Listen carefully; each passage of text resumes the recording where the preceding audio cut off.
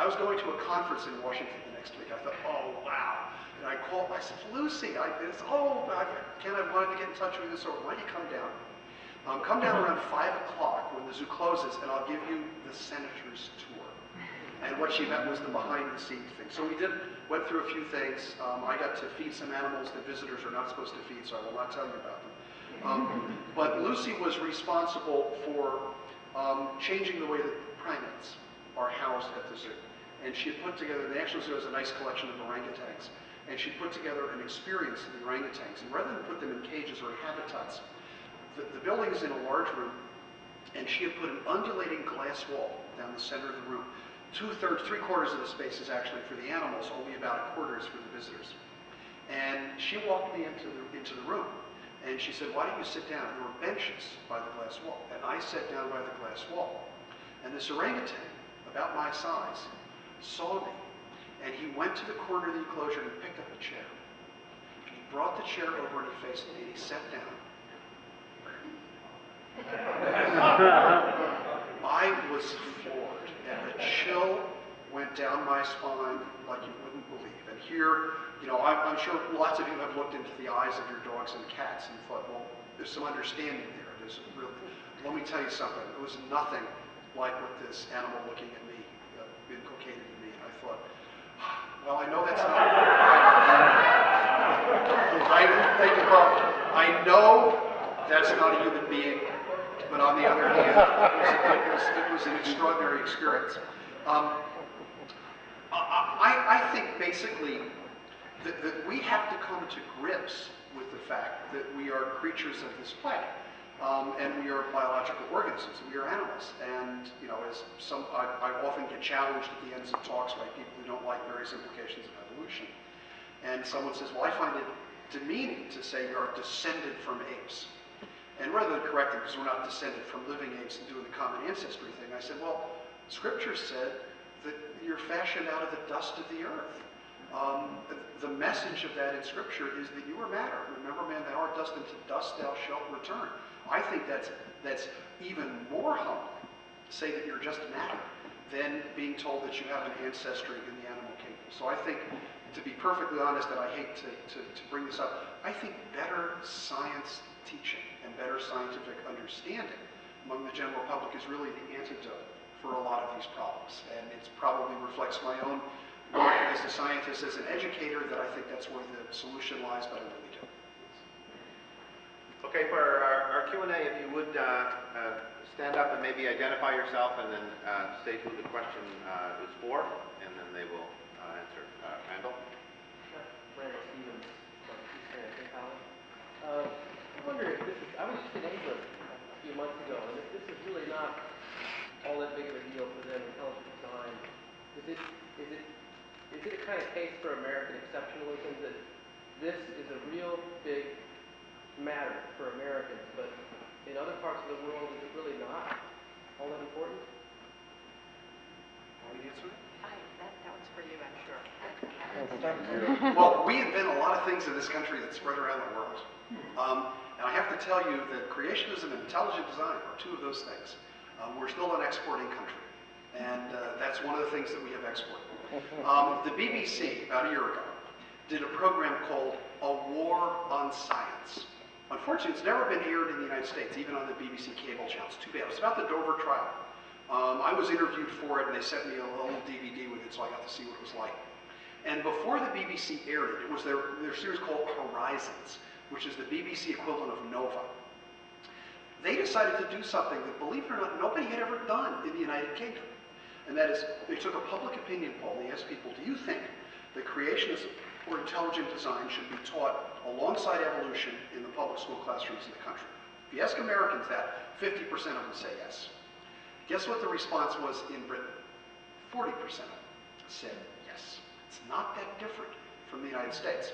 It turns out that there was a major debate in the House of Commons year before last when it was discovered that a whole series of publicly chartered schools in the United Kingdom were in fact teaching creationism. So it turns out this has become an issue in Europe. It's also become an issue in Germany and Russia. There is a powerful anti-evolution movement in the Islamic world centered in Turkey. and it's fed by the writings of a very popular Turkish Islamic author who writes under the pen name of Harun Yaha.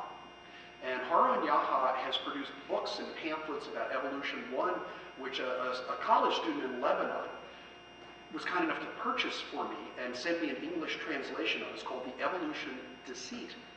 And what you see in these Islamic books is every anti-evolution argument that I've ever seen in the United States, they've adopted it, they've used it. They say that evolution, you'll love this, they'll say that evolution is a Christian plot to undermine the morals of Islamic youth. And their proof, of course, is that Charles Darwin was a Christian. So therefore, it must be the Christians behind this. And you remember the little block diagram that I showed with evolution and homosexuality, divorce, all this other sort of stuff. Guess what's at the top of Harun Yaha's blocks? He's got all that stuff too. But the other evil that he puts of evolution is colonialism. Ah. So evolution is responsible for that as well. So it turns out that you're quite right, that the center for these movements and the concern about evolution is in the United States. But this is actually a worldwide issue. And it turns out that the anti-evolution movement has really gained a foothold in Europe. And it's begun to gain a foothold in Asia, Korea, and other places.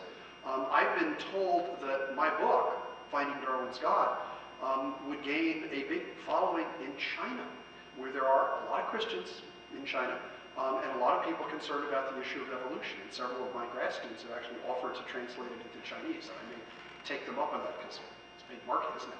For that sort of stuff. But this has become a worldwide movement. And I think what's at hand, in part, is a reaction against scientific modernism. The scientific modernism and the secular culture, which helps to drive it, is really a subject of concern, not just in the United States, but in other places around the world. So this is really, in many respects, an international movement. And some of you may know that the European Parliament was very close this week to approving a resolution condemning the teaching of intelligent design. If you think intelligent design doesn't appear in Europe, why would they have been interested in doing that? And it turns out they tabled it and decided not to do it, because the wording of the resolution in the eyes of some people could be seen as anti-religious at a time when the European Union is trying to figure out how to deal or not to deal with religion in their basic documents. So this is a worldwide issue. Ken, this morning you complained that Jonathan Wells continues to speak false heads about you, even though he knows better, and you corrected him. He still continues to say lines. Sorry? Speak up. Speak up. I'll face this way. But I think you do the same thing with Behe here. I'm going to just give one example. You quoted an early talk of his where you say he claims that irreducibly complex structures, quote, from the talk, couldn't have possibly been produced by evolution, even in principle. But that's not what he says in Darwin's Black Box. And since you quote Darwin's Black Box, I think you know that. And if you're not sure about that, I've got the quotes and the page numbers here. I can show you. It's an exact quote. The exact quote is from the 1996 paper. I'm talking about Darwin's Black Box, Which was published in 1996. I can show you the quotes where he doesn't. You know what he says? Something different from the 1996 paper. He doesn't say that it couldn't have been produced by evolution. Okay. I will be delighted to find the exact page in Darwin's Black Box where he says any irreducibly complex system that is missing a part is by definition non-functional. And that's the key quote. That's not the quote. Oh, well, I'm talking about whether it could have been produced even in principle. And he says by indirect means. Okay, well, the question is not whether it could have been done. Well, first of all, whether it's a good explanation by naturalism. okay, well, first of all, what you're accusing me of quoting out of context is not a quote. That's my summary. It says they couldn't have been produced. That's not a quote. So you can't misrepresent someone if you haven't represented. Then the second thing is, this is a quotation from a speech that he delivered in 1996. And for some reason you think it's unfair to quote from a speech in 96 and fair to quote from a book in 96. I don't quite get it. But that statement, any precursor to an irreducibly complex system that is missing a part is by definition non-functional, I'll be glad to find the page in Darwin's Black Box that says exactly that. Okay, I talked about the previous slide. Couldn't have been produced by evolution, even in principle. That's false. Excuse me, that's not a quote.